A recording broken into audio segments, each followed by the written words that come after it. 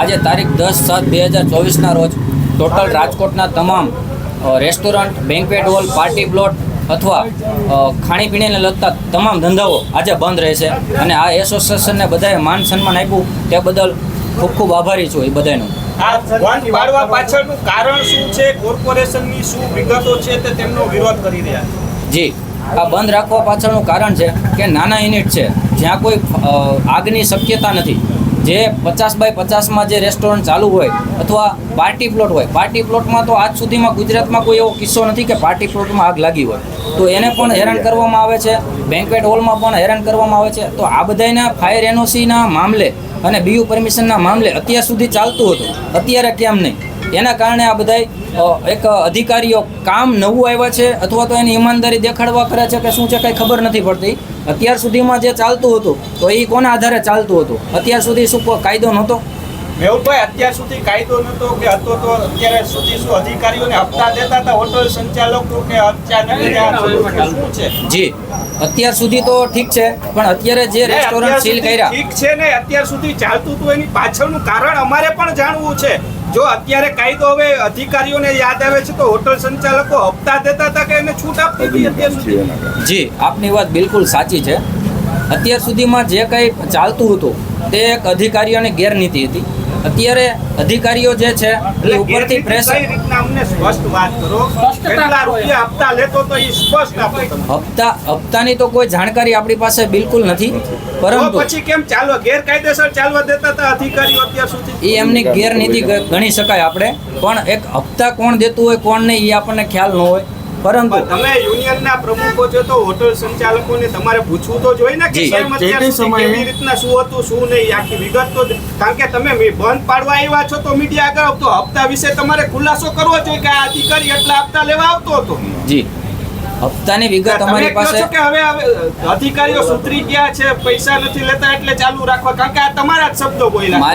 મારી વાત સાંભળો.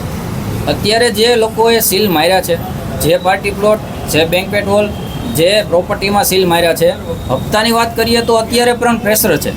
અત્યારે પણ 5-5 લાખની ઓફર છે. થોડાક દિવસ પહેલાં 2-3 દિવસ પહેલાં જ ન્યૂઝમાં આવી ગયું છે એક અધિકારીનું નામ, જે આરએમસીમાં લોકો હતા અને આરએમસીમાં ત્યાંથી ડિસ્ચાર્જ કર્યા છે, તે આરએમસીના નામે હપ્તા ઉઘરાવતા હતા. 5-5 લાખ રૂપિયાના સેટિંગ માંગેલ છે.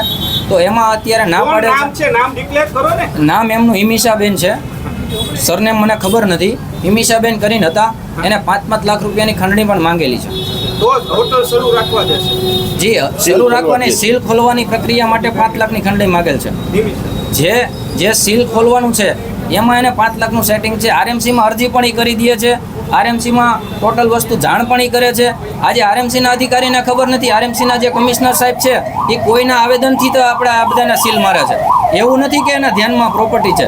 કોઈ નીચેનો એક માણસ છે એને ઇન્ફોર્મેશન કરે છે. જે ઇન્ફોર્મેશન કરે છે એ વ્યક્તિ શું કરે છે શું નહીં એ પણ કમિશનર જોતા નથી. જી, કહી શકાય કે અત્યારે એક દોડવું છે ને ઢાળ મળી ગયો છે, એટલે એ લોકોને કામ પણ બતાવવું છે અને હેરાન પણ કરવા છે. જી, અમે સ્વયંભૂ બંધનું એલાન કરેલ છે સાહેબ, અને જે રૂમને લગતી જે હોટલો છે કદાચ ચાલુ હોઈ શકે. જી, અમે સમજી શકીએ તો એની પાસે બધું લીગલાઈ જાય છે. હવે મેહુલભાઈ, તમારી માંગ શું છે? તમે બંધ પાડ્યું છે, ગઈકાલે કમિશનરને પણ કેટલાક લોકો તમારામાંથી મળ્યા હતા. માંગ શું છે હવે? જી, અમારી માંગ એ જ છે કે અત્યારે સીલ મારવાની પ્રક્રિયા ટોટલ ધોરણે બંધ કરે, ઇમરજન્સીમાં બંધ કરે. તમારે સીએમને રજૂઆત કરવી હોય તો સીએમને રજૂઆત કરો. આ બધું પ્રેશર સીએમઓમાંથી છે કે ક્યાંથી છે અમને તો ખ્યાલ જ છે, પણ અત્યારે આરએમસીના અધિકારી પાસે અમે જઈએ ત્યારે અમને કમિશનર સાહેબ પોતે 1986નો કાયદો સમજાવે છે. તો 1986નો કાયદો તમે અમને સમજાવો છો તો અમને અમે વાત કરી કે ભાઈ આ બિલ્ડિંગ પણ આરએમસીનું કાયદા મુજબ નથી. તો અમારા ઉપર ઉગ્ર થયા અને અમને એવું કહ્યું કે ભાઈ તમારી આવકની સ્ત્રોત છે, banquet hall, party plot, restaurant વગેરે વગેરે જે કાંઈ છે એ આવકની સ્ત્રોત છે, એટલે ત્યાં કાયદો લાગુ પડે, અહીંયા લાગુ ન પડે. કાંઈ વાંધો નહીં, ત્યાં લાગુ પડે તો અત્યાર સુધીમાં આરએમસીમાં આટલા મોટા કૌભાંડો થયા તો એ આરએમસીમાં આવકનો સ્ત્રોત ન ગણાનો. હમણાં 10 કરોડ રૂપિયા સાહેબની તેજુરીમાંથી નીકળ્યા, તો આટલી રકમ લગભગ કોઈ યુનિટવાળા પાસે નથી, ધંધાર્થીઓ પાસે. તો આ આરએમસીનો મોટામાં મોટો સ્ત્રોત તો આરએમસી જ છે. તો એ શું કામ અમને 1986નો કાયદો ભણાવે છે? હવે એટલે માંગ કાયમી બંધ તાત્કાલિક બંધ થવી જોઈએ. પણ આમાં નીતિ નિયમ તમારા બદલો. આમાં કોઈ પણ સંજોગે કોઈ પણ શરતે રસ્તા કાઢો. તમારા રસ્તા કોઈ પણ નીકળે ત્રીજો રસ્તો એવો કાઢો કે જેથી કરીને ટાઈમ મળે.